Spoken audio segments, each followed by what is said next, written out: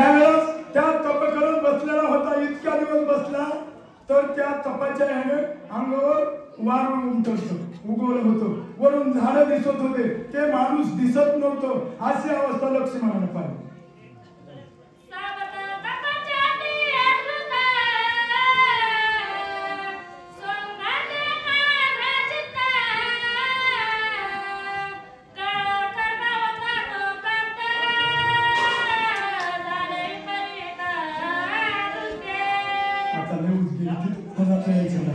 त्या ठिकाणी सांगितलं त्या सामान तपश्चर्या कशासाठी केलतो, का खड्ग प्राप्त करायचं होतं, याच्यात का संकट आलं लक्ष देणार.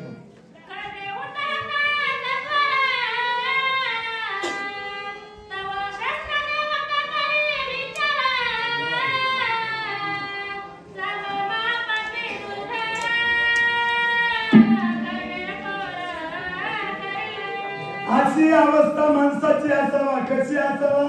अहो आपल्या हातात जे हत्याराचे हातात खड्ग, त्या खडग्याने विचार केला दुर्जनाच्या हातात जाऊन काय उपयोग हो, सज्जनाच्या हातात गेलं तरी काहीतरी सत्कार्य होईल, कुठल्या असल्या कार्यक्रमाला 10 रुपये देता येतील किंवा कुठल्या कार्यक्रमाला असं उलटीली सेवा करता येईल, अशा करता ते खडग सुद्धा म्हणतं हे दुर्जन आहे, वाईट आहे, ह्याच्या हाताला जाण्यापेक्षा इकडल्या साधूच्या हाताला जावा, असं ते खडग म्हणून लागले.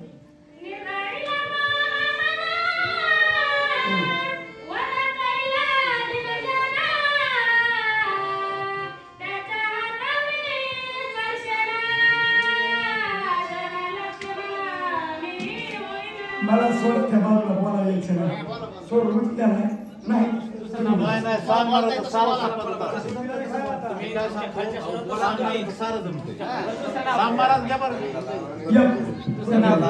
दुसरं कारण तू सोड रुच चाला.